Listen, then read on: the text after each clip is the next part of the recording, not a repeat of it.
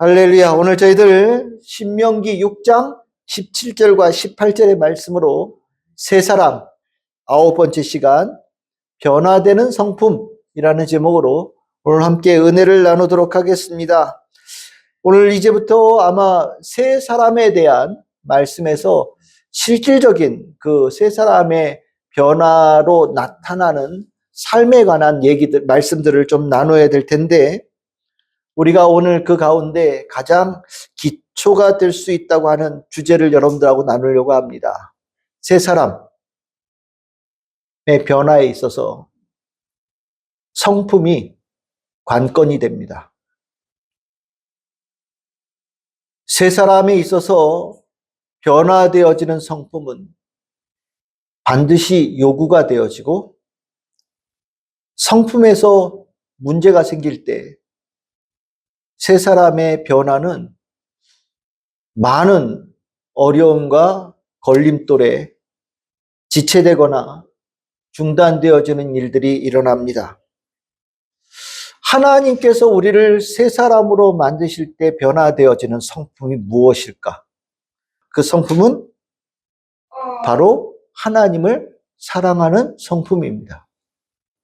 하나님께서 우리에게 하나님을 사랑하는 것을 성품으로 요구하신다라는 것, 일단 하나님의 사랑의 명령이 여러분들 가장 뚜렷하게 나와 있는 말씀이 어디에 있습니까?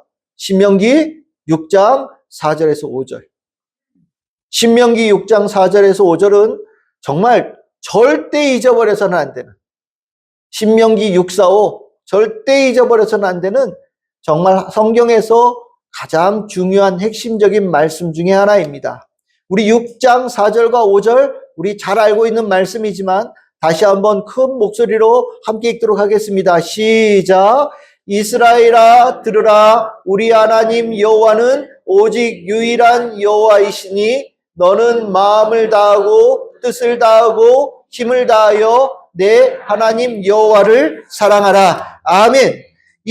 우리가 요즘에 수요예배 신명기 말씀으로 계속해서 은혜를 나누고 있는데, 그 신명기의 말씀을 나누면서 이 중심되어지는 저변에 계속해서 흐르고 있는 주제가 하나님을 사랑하는 거다라는 말씀을 드렸는데, 그 근거가 되어지는 말씀이 이 신명기 6장 4절에서 5절의 말씀이죠. 하나님께서 사랑을 명령하신다. 했으면 좋겠다라는 권고가 아닙니다. 반드시 기억하셔야 됩니다. 하면 얼마나 좋겠냐라는 희망도 아닙니다. 사랑하라는 명령입니다. 하나님께서 명령하셨다는 것은 그것이 우리 안에 있는지 없는지를 하나님께서 늘 언제나 꼼꼼하게 보고 계시는 부분이다라는 것을 말씀하는 거예요. 하나님을 사랑하는 게 성품이라고요? 그거 행동 아닙니까? 어떤 뭘 하는 거 아닙니까? 아니요. 만약에 하나님께서 하나님을 사랑하는 것을 행동적인 차원에서만 요구를 한다면 아마 수도 없는 말씀에서 뭘 하라는 말씀으로 끝났을 거예요. 근데 하나님은 하나님을 사랑하는 것을 행동적인 차원에서 원하시는 것이 아니라 더 근원적인 차원. 우리가 그냥 기본적으로 하나님 사랑하는 것이 그냥 천성이 되어져서, 하나님 사랑하는 것이 내 안에 있는 본성이 되어져서 뭐를 하든 주님을 사랑하는 마음으로 하고, 무엇을 보든 하루하루를 살아도 하나님 사랑함이 결코 사라지지 않는, 그것이 삶에 늘 흐르는 강줄기가 같은 성도가 되어지기를 하나님께서 원하신다라는 것. 모세는 이거를 알고 있었어요. 하나님 사랑하는 것이 이스라엘 백성의 앞으로의 미래, 축복, 모든 것이 여기에 달려있다는 걸 알았어요. 그래서 모세가 그 뒤에 6절에서부터 9절까지 그 말씀을 전하는 거예요. 일어나도 앉아도 집에 있든 나가든 문설주에 이마에 손에 하여튼 온 동네다가 너의 살아가는 모든 삶의 영역에다가 하나님 사랑하라, 하나님 사랑하라, 하나님 사랑하라, 하나님 사랑하라 온 데다 붙이라는 거예요. 그것이 어떤 공간뿐만 아니라 내 자신에게도, 내 마음에 내 스스로 계속해서 말하라는 겁니다. 나는 하나님을 사랑하는 사람이야. 나는 하나님을 사랑하면서 일하는 사람이야. 나는 하나님을 사랑하는 사람으로 어디를 나아가는 사람이야. 하나님 사랑하는 것이 모든 삶의 영역에 나의 존재 모든 것에 가득해야 된다라고 모세가 지나치게 생각되어질 정도로 강조하고 있는 거예요. 그리고 이것이 너뿐만 아니라 대대 자자 손손으로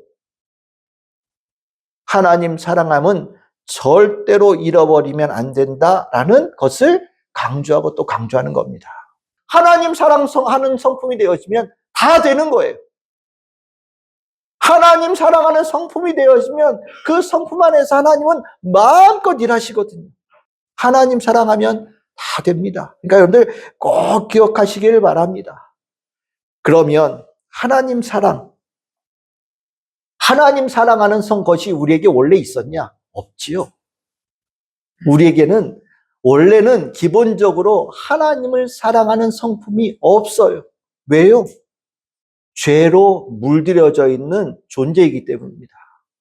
죄는 다른 것의 문제를 일으키는 것보다 제일 먼저 문제 일으킨 게 뭐냐?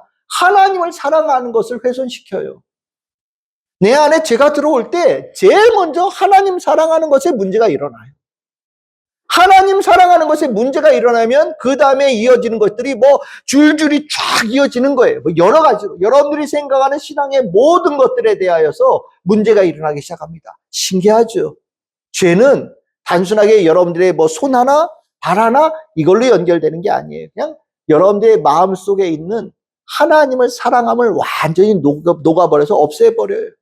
근데 하나님 만나기 전에는 그냥 기본적인 탑재가 하나님을 미워하는 것, 더 나아가서 하나님을 저주하는 것, 하나님을 대적하는 것이 기본적으로 탑재되어져 있는 성품인 거예요. 그 성품을 우리가 하나님을 사랑하는 성품으로 바꾸는 그 일을 무엇이 할까요? 말씀이 우리에게 하나님을 사랑하는 성품을 가르쳐 주시고 하나님을 사랑하는 성품을 우리 안에 빚으시는 거예요. 그러니까 우리가 하나님을 사랑하게 되어지는 것은 말씀에 대하여 진정성을 가진 성도들만이 가질 수 있는 축복인 겁니다. 우리가 이 문제 때문에 많은 고생을 하는 거예요. 말씀에 대한 진정성이 없다 보니까 성품이 하나님을 사랑하는 성품이 온전하지 않은 거예요. 그러다 보니까 그것이 다른 사람들 보기에도 이상하고 내 자신에게도 이상하고 끊임없이 내 안에서 무언가가 계속해서 부딪히고 싸우는 일들이 일어나는 거예요. 말씀을 하나님께서 우리에게 주시면서 말씀에 대해서 진정성을 가진 성도들에게 말씀은 우리의 성품을 하나님을 사랑할 수밖에 없는 성품으로 만들어가면서 그것을 우리 안에 기쁨이 되게끔 만드시는 축복을 주시는 겁니다. 그래서 우리 성도님, 우리 지난주에 말씀에 대한 진정성을 얘기했잖아요. 우리가 하나님을 사랑하는 성품이 우리에게 꼭 필요하다는 것을 우리가 알게 되어진다면 뭐에 대해서 진정성을 가져야 되겠습니까? 말씀에 대해 진정성을 가져야 돼요. 말씀에 대해 진정성을 가질 때 성령께서 우리 안에 역사하시는 거예요. 그 진정성으로 변화되어지는 성품을 가졌을 때 비로소 하나님을 사랑하는 그 일이 제대로 작동되어질 수 있다. 그 말씀을 하는 것이 오늘 우리가 읽은 신명기 6장 17절과 18절이에요. 우리가 하나님을 하라라는 명령형이 있다 보니까 이걸 행동이라는 측면으로 이해를 하잖아요. 그러다 보니까 하나님을 사랑하는 건 율법을 지키는 거다. 그러면 율법은 어떤 율법을 지키는 거냐? 어떻게 지키는 거냐에 대해서 많은 관심을 갖게 된단 말이죠. 그런데 오늘 신명기 6장 17절과 18절은 그 생각을 뒤집어 놓는 말씀입니다. 하나님께서 너희에게 명하신 명령과 증거와 규례를 삼가 아주 잘 지키고 엄격하게 지키고 최선을 다해서 지켜야 되는데 그 지키는 그것이 하나님을 사랑하는 그것이 되어질 때 먼저 필요한 것이 무엇이냐? 여호와께서 보시기에 정직하고 선량한 그 마음을 가지고 그 일을 해야 된다라고 가르치는 거예요. 하나님께서 보시기에 선량한 것을 선량한 것으로 이해하고 하나님께서 좋다고 얘기하시는 것을 좋다라고 받아들일 수 있는 자, 그 마음을 가지고 그 마음이 하나님의 말씀에 대하여 진정성을 가지며 하나님을 사랑하는 성품을 가지고서 그렇게 하나님께서 명하신 율법을 이행할 때 하나님은 그것을 어떻게 평가하신다고요? 네가 진짜 나를 사랑하는구나 라고 주님께서 평가하신다는 것을 모세가 신명기 6장 17절과 18절에 가르쳐주고 있는 겁니다.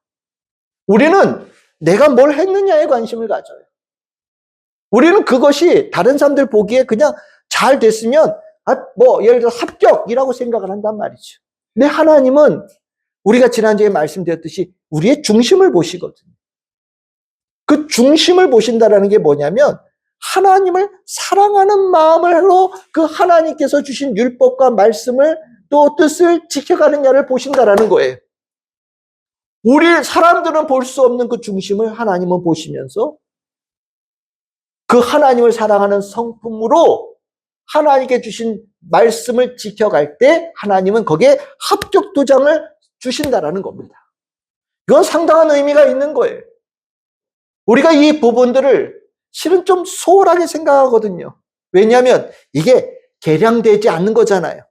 하나님을 사랑한다라는 게 계량되지 않잖아요. 눈에 보이지 않잖아요. 그러니까 그 부분은 좀 소홀하게 생각해요. 그리고 뭘 하냐면 보이는 것에 대해서 집중한단 말이죠. 내가 뭔가를 하는 거에 대해 집중한단 말이죠. 근데 하나님은 우리가 하나님을 얼마나 사랑하는지를 계량하고 측량할 수 있는 분이셔요. 우리가 얼마나 하나님을 사랑하고 있는지를 정확하게 꿰뚫어 보시고 평가하실 수 있는 분이라는 거예요. 그래서 하나님은 우리의 행동을 보기 전에 우리의 마음속에 있는 근원을 보신다라는 겁니다. 그 근원이 뭐냐? 성품을 본다라는 거예요. 하나님을 사랑하는 성품으로 했느냐? 하나님을 사랑하는 성품으로 하나님 앞에 있느냐? 하나님을 사랑하는 성품으로 하나님께서 명령하신 것을 지키느냐? 그것을 본다라는 거예요. 어려울 수도 있지만 실은 이것도 잘 생각해 보면 하나님을 사랑하는 성품을 누가 주시는 겁니까? 말씀을 통해서 주님께서 주시는 거예요. 우리는 그 말씀에 대해서 진정성만 가지면 말씀을 통해서 성령을 통해 우리 안에서 하나님을 사랑하는 성품을 주님께서 만들어 주시는 거 아닙니까? 우리 보고 하나님 사랑하는 성품을 우리 스스로 빚으라고 하면 우리는 못해요. 하지만 성령께서 우리 안에 정말 말씀의 진정성을 가진 성도들이 하나님을 사랑하는 성품을 가질 수 있도록 성령께서 도와주시는 거거든요. 만들어 가시는 거거든요. 그러니까 정말 어떻게 보면 정말 쉬운 거라고 말씀을 드릴 수 있다라고 저는 생각을 합니다. 성품, 하나님을 사랑하는 성품. 하나님을 사랑하는 성품을 가질 때 이렇게 표현하면 어떨지 모르지만 그 인생이 꽃피는 인생이 된 겁니다. 아무리 많은 것을 가지고 있어도 하나님을 사랑하는 성품이 갖추어지지 않으면 뭔가 부족한 거예요. 2% 부족하고 5% 부족하고 10% 부족하고 뭔가 부족함이 50% 60% 부족한 거예요.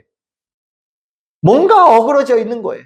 그런데 하나님을 사랑하는 성품을 내가 소유하기 시작하면 그것만으로 내 인생이 꽃피기 시작하는 거예요. 왜? 하나님께서 하나님을 사랑하는 성품을 높게 평가하시고 합격이라고 평가하시고 축복하시기 시작하기 때문입니다. 그러니까 우리 성도님들, 내가 하나님을 사랑하는 성품을 갖는 거 중요하게 여기셔야 되겠죠. 정말 새 사람이 되어지기를 소망하면서 내 안을 이렇게 들여다볼 때 내가 하나님을 사랑하는 성품이 얼마나 갖추어져 있는가 이렇게 살펴보는 거 굉장히 중요한 거예요. 우리의 평생에 더 하나님 사랑하기를 원합니다. 내가 오늘도 하나님 사랑하는 성품 요만큼 가졌지만 살아가면서 점점점 더 하나님 사랑하는 성품으로 채워지는 사람이 되기를 원합니다.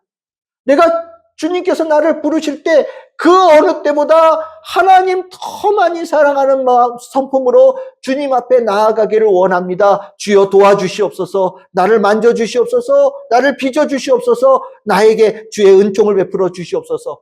구하는 우리 성도가 모두가 되기를 소망합니다. 그러면 우리가 이제 하나님 사랑하는 성품이라고 그랬잖아요. 그럼 하나님 사랑하는 성품, 그 하나님 사랑하는 성품의 핵심이 뭘까요? 하나님 사랑하는 그 성품의 핵심은 기억하십시오. 착해지는 것도 아니고요. 좀 더 쾌활하고 명랑해지고 밝아지는 것도 아닙니다.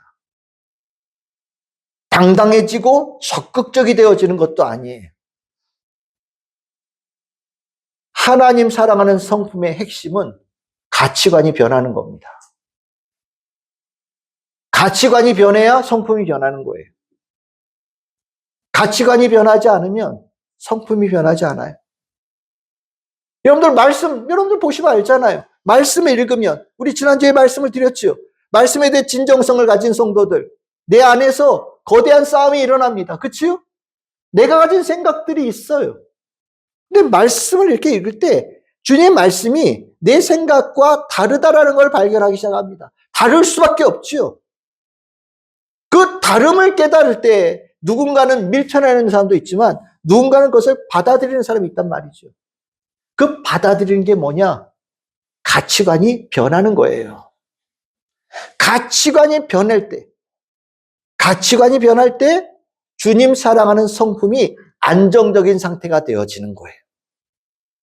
뭐가 변해야 하나님 사랑하는 성품이 안정적이 된다고요? 가치관이 변해야 된다. 가치관이 변해야 된다. 우리가 하나님의 은혜를 알기 전에는 정말 하나님은 아까 말했어요. 적대적으로 봤다니까요. 미워하는 존재예요. 하나님 사랑하는 건 일도 없는 상태인 거예요. 이게 우리가 원래 가졌던 성품이거든요. 그런데 우리가 말씀을 통하여서 계속해서 일어나는 일들이 뭐냐? 하나님을 사랑하는 것이 계속해서 삶의 중심으로 오는 거예요. 더 중요한 자리로 차지하기 시작하는 거예요. 뭐 우리 생각에는 저 밑바닥에서 한꺼번에 휙 올라서 1등이 딱 되면 너무나도 좋겠지만 만약에 그게 안 될 때는 한 계단 계속해서 올라가는 거예요. 하나님 사랑하는 그것이 한 계단 올라가서 결국 하나님 사랑하는 것이 삶의 중심이 딱 되어질 때 비로소 성품, 하나님을 사랑하는 성품이 안정적이 되는 거거든요. 이러한 가치관의 이 충돌과 가치관의 변화, 사도 바울이 로마서에서 너무나도 우리에게 잘 가르쳐준 메시지입니다. 로마서가 여러 가지에 가지고 이렇게 해석을 할 수 있지만 그 안에는 옛 하나님의 은혜를 알기 전에 있는 가치관과 그 가치관을 따르는 삶, 그리고 예수 그리스도의 복음을 듣고 난 다음에 변화되어진 가치관과 그 가치관을 따르는 삶을 이게 직접적으로 대조해 놓은 책이 바로 로마서예요. 우리가 너무나도 잘 아는 그 가치관이 두 가지의 가치관이 있다고 얘기합니다. 우리는 가치관이 각각이 다 다르다고 얘기하지만 주님 보시기에는 두 개의 가치관이 있는 거예요. 어느 가치관을 따르냐 보신다라는 건데 첫 번째 가치관이 오늘 바울은 어디 뭐라고 했냐? 로마서 1장 21절에서 23절.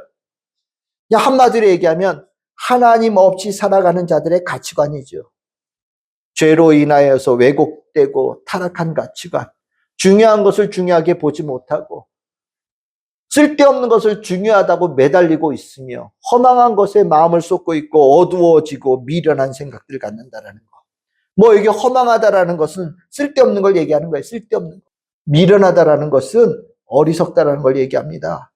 똑같은 걸 경험하고 똑같은 것을 맛봐도요. 제 맛을 평가를 못하는 거예요. 마음과 생각이 어두워졌다라는 것은 흐려졌다라는 거예요. 뚜렷하게 빛이 있어야 보이잖아요. 어두운 가운데서 뭐가 제대로 보이겠어요? 그런데 이 가치관이, 죄 가운데 있는 가치관은 우리의 인생을 그렇게 만든다라는 거예요. 참 불쌍한 거죠. 가치관 때문에 삶이 완전히 허망해지는 겁니다. 그래서 그 가치관을 가지고 살아가는 사람에 대해서 평가가 로마서 1장 28절에 나와요. 우리 같이 한번 읽어봅시다. 시작. 또한 그들이 마음에 하나님 두기를 싫어하며 하나님께서 그들을 그 상실한 마음대로 내버려 두사 합당하지 못한 일을 하게 하셨으니 뭐 여기에 뭐 여러 가지의 말씀들이 나오지만 한마디로 요약하면 뭘까요? 불합격, 부적합, 탈락, 뭐 이런 거예요. 가치관이 잘못되어지면 그 삶이 하나님께서 보시기에 부적합, 불합격의 삶의 결실로 갈 수밖에 없다는 것을 하나님께서 사도 바울을 통해서 우리에게 가르쳐 주시는 겁니다. 그러면 이 가치관과 또 다른 나머지 하나의 가치관은 어디에 나올까요? 바울은 로마서 12장 1절과 2절에서 복음으로 통하여 회복되어진 가치관을 가진 자들의 삶을 가르쳐 줍니다. 로마서 12장 1절에서 2절 다 알고 있지만 중요한 말씀이니 우리 한 단어 한 단어 꼬박꼬박 씹으면서 우리 다시 한번 읽어봅시다. 시작. 그러므로 형제들아 내가 하나님의 모든 자비하심으로 너희를 권하노니 너희 몸을 하나님이 기뻐하시는 거룩한 산 제물로 드리라. 이는 너희가 드릴 영적 예배니라. 너희는 이 세대를 본받지 말고 오직 마음을 새롭게 함으로 변화를 받아 하나님의 선하시고 기뻐하시고 온전하신 뜻이 무엇인지 분별하도록 하라. 아멘. 새로운 가치관의 기준이 뭐냐? 2절에 나오잖아요. 하나님의 선하시고 기뻐하시고 온전하신 뜻. 하나님의 뜻을 선한 뜻으로 믿고 기쁨의 뜻으로 믿고 온전한 뜻으로 믿어서 그 하나님의 뜻을 내 삶의 가치관으로 받아들인 것을 얘기하는 거예요. 하나님의 말씀이 내 가치관이 되어진 것. 이게 세 사람의 성품이 변한 거라는 겁니다.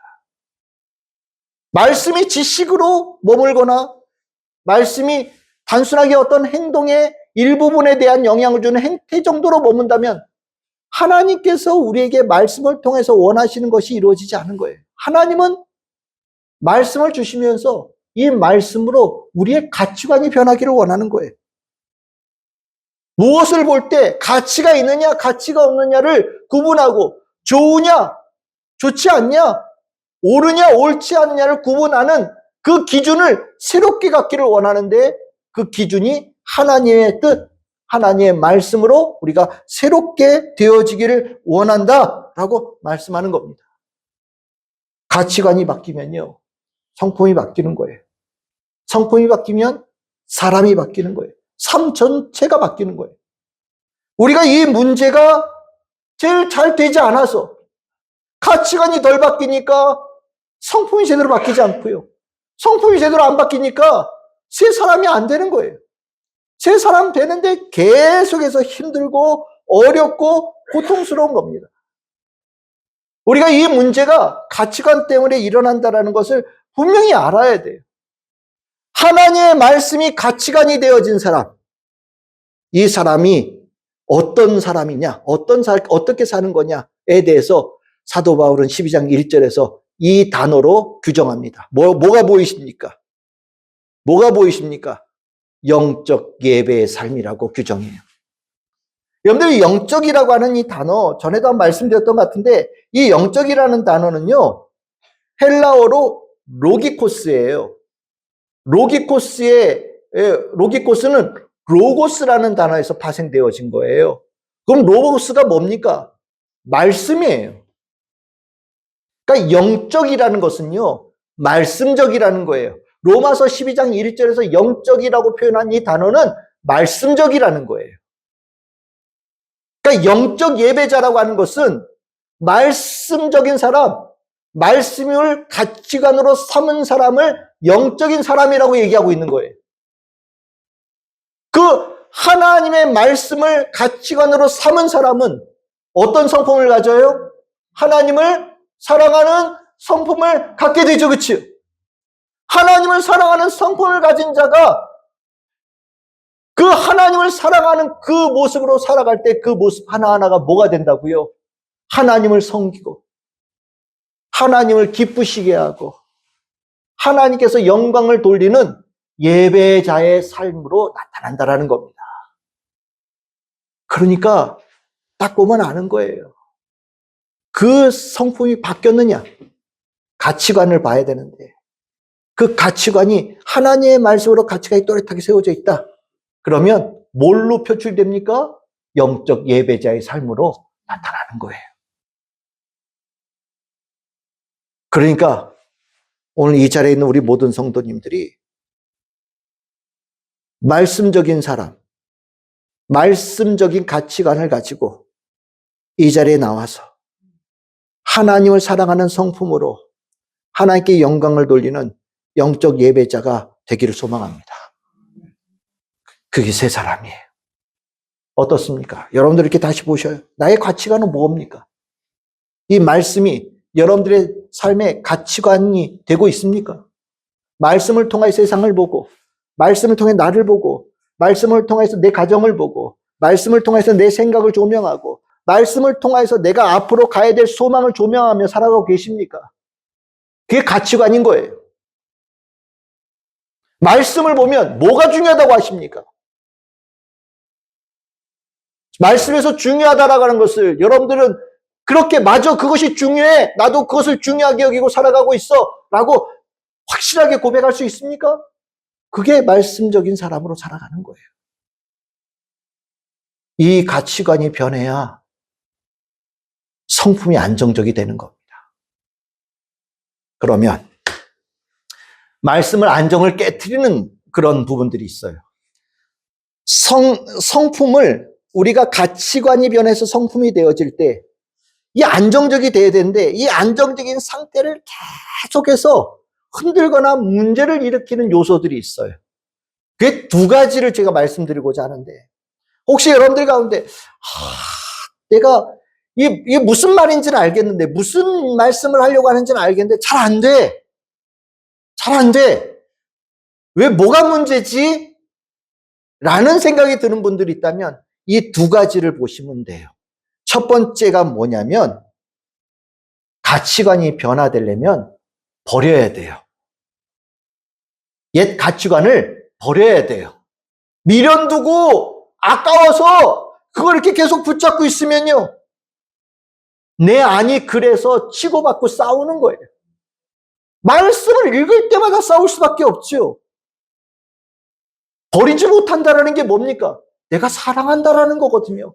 아까운 거예요. 이게 너무 좋은 거예요. 나한테 유익한 것 같아요. 내가 이것으로 살아왔고요. 내가 이것으로 잘 산 것 같아요. 그러다 보니까 버리질 못하는 거예요. 계속해서 쥐고 있는 거예요. 근데 말씀을 읽으면요. 이거와 충돌이 나거든요. 이거 버리라고 그러거든요. 그러니까 말씀을 읽을 때마다 괴롭고 말씀을 읽을 때마다 힘들고 말씀을 읽을 때마다 내 안에서 요동이 치는 거예요. 버리지 못해서.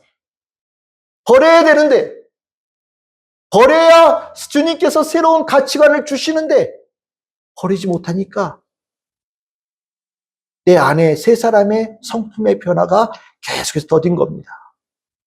버리는 것과 버리지 못하는 것의 극명한 차이. 우리가 마태복음에 보면 주님께서 제자들을 부르시는 장면이 나오거든요. 너무나도 잘 아는 구절이에요. 제자들을 부르실 때 베드로도 부르고 베드로 형제 안드레도 부르고 하거든요. 근데 이 부르실 때 나를 따르라. 예수님께서 새로운 가치관을 그들에게 주시고자 하는 거예요. 새로운 삶을 주시기를 원하는 겁니다. 그런데 따르라고 할 때 그 전에 뭐가 돼야 됐냐? 베드로와 안드레는 뭐 했다고요? 버렸다라고 얘기해요. 버렸어요. 그 다음에 바로 이어서 21절, 22절에 보시면 바로 이어 나오는 말씀이에요. 또 다른 형제 야고보와 요한을 만나셨어요. 예수님께서 그들에게 따르라고 명령하셨을 때 그들 또한 똑같이 버렸어요. 배를 버리고 아버지, 그러니까 유전적으로 내려오던 아버지로부터 배웠던 그 모든 삶의 가치관을 버리고요. 예수를 바라보고 예수를 따르는 자로 삶의 가치관을 완전히 새로운 가치관을 받아들인 자로 나아간 거예요. 그래서 제자가 된 거죠. 그런데 똑같이 따르라고 부름을 받았는데 못 따른 사람, 우리 잘 아는 사람 있잖아요. 몇 차례 말씀드렸던 부자 청년이요.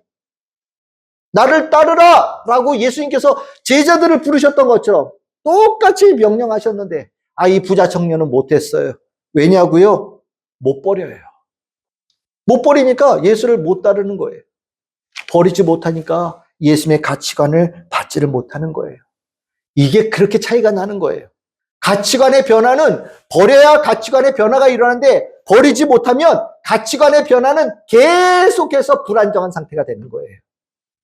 그래서 이 불안정한 상태를 예수님께서 얼마나 안타깝게 여기셨느냐. 누가복음 5장 36절 39절에 보시면 우리 잘 아는 비유예요. 옛것과 새것을 대조시키면서 말씀하시는 거예요.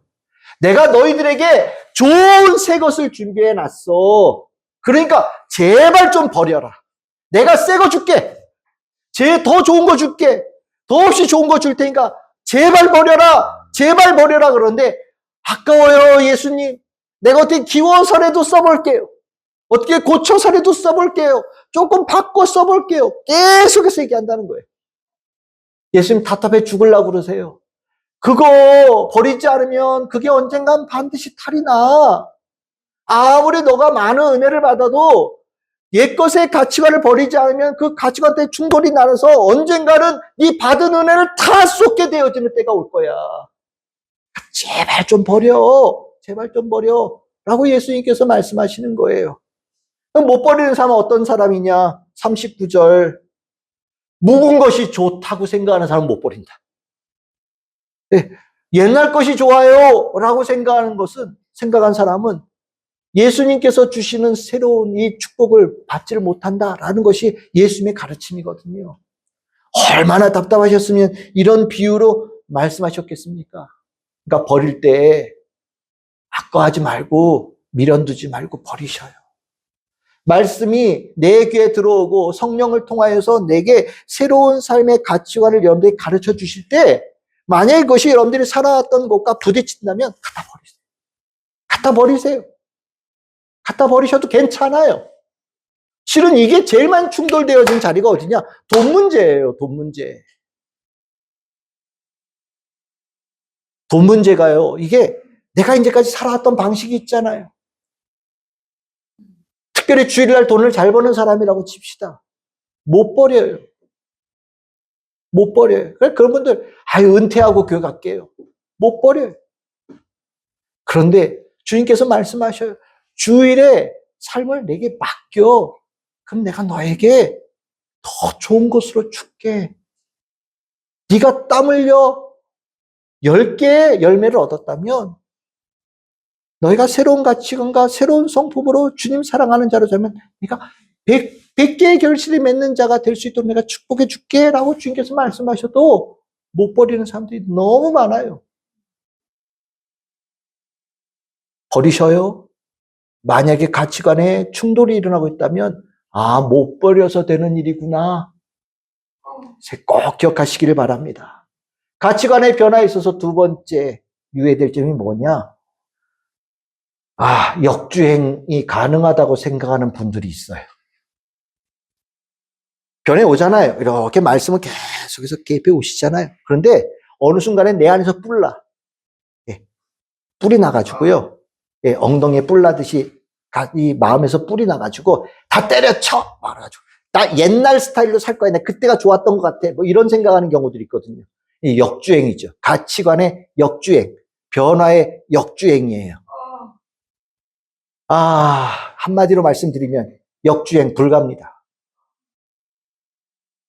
뿔나도 변화의 지속적인 방향은 놓치면 안 돼요. 어려운 일이 있어도 옛것으로 돌아가겠다는 생각 접으시고요. 옛것으로 돌아갈 수 있다는 생각도 접으셔요. 주님께서는 우리가 변화되어진 자가 옛사람으로 다시 돌아가는 것을 허용하지도 않으시고 허락하지도 않으셔요. 이거 심각한 얘기예요. 우리가 돌아가고자 하는 마음들이 있거든요, 실은. 살다가 내가 믿음 생활하다가 어느 날 뭐가 벽에 탁 부딪히는 것 같아요. 그러면 갑자기 교회 다니기 이전으로 확 돌아가는 경우들이 허다하게 일어나요. 그런데 예수님은 그걸 원하지 않으셔요. 못 보셔요. 그게 증거가 어디 있느냐? 요한복음 21장 1절 3절. 제자들이 3년 동안 예수님과 동행했잖아요. 늘 같이 밥 먹고 늘 같이 떨어지지 않고 살았거든요. 그런데 예수님께서 십자가에 돌아가셨어요. 돌아가신 것도 충격이죠. 근데 다행히 부활하신 예수님께서 제자들에게 나타나셨단 말이죠. 야, 나 부활했어. 야, 의심하지 마. 하던 일 계속해야 돼. 라고 가르쳐 주셨거든요. 그런데 좀 차이가 있어요. 육신의 예수님이실 때는 제자들과 늘 동행하셨는데 부활하신 예수님이 되어지고 난 다음에 제자들과 떨어져 계시는 것처럼 보이는 거예요. 안 보이는 거예요. 그러니까 아까 베드로 뭐 버렸어요? 금을 버렸어요. 예? 다른 제자 뭐 버렸어요? 배를 버리고 아버지를 버렸다 이렇게 나왔잖아요. 근데 버렸던 거 도로 주스러 간 거예요. 디베라 호숫가에 가서. 예수님도 안 보이고.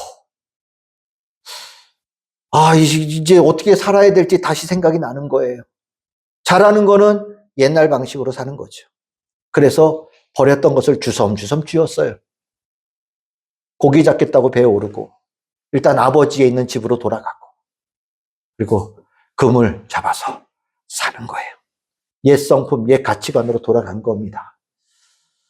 예수님께서 실은 육신의 눈으로는 안 보여도 제자들과 늘 함께하고 계시고 계속해서 그렇게 살기를 변화되어진 삶을 계속해서 살기를 원하는데 아이고 예수님께서 보시기에 아이고 요놈들 봐라 이렇게 된 거죠. 네. 예수님께서는 그 변화되어진 그것에 하나님께서 예수님은 그것을 멈추게 하기를 원하셨어요. 그래서 예수님께서 그들에게 나타나십니다. 요한복음 21장 7절이죠. 뭐 얘기가 많죠, 그 사이에.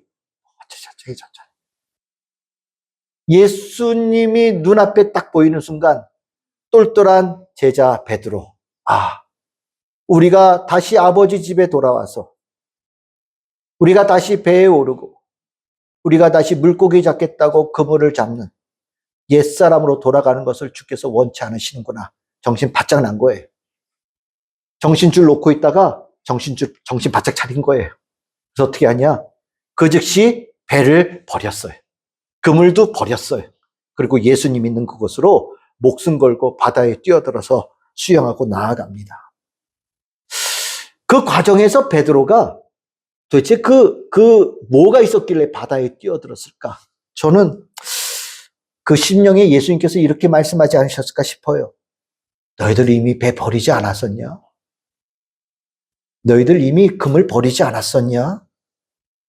너희들 이미 옛 성품, 옛 가치관 다 버리지 않았었냐? 근데 너희들 왜 지금 배에 올라가서 밤새 그물을 너의 손에 쥐고 있느냐? 버린 것 다시 돌아보는 거 그러는 거 아니야. 너희들은 계속해서 내가 너희들에게 가르쳐준 그 말씀을 따라서 계속해서 앞으로 전진해야 돼. 라고 베드로의 심령에 주님께서 엄중하게 말씀하지 않으셨을까라는 생각을 해봅니다. 버린 거 다시 줍는다? 주님께서 그렇게 두지 않으셔요. 주님께서 그것을 허락하지 않으셔요. 만약에 버릴 수 있다? 버린 것을 다시 잡을 수 있다라고 생각한다면 실은 그렇게 정말로 실행한다면 주님께서 권면하시고 경고하시고 위로하시고 그렇게 하는데도 그럼에도 불구하고 밤새 배에 올라가고 또 그물을 잡고 계속해서 옛사람으로 돌아가기를 원한다면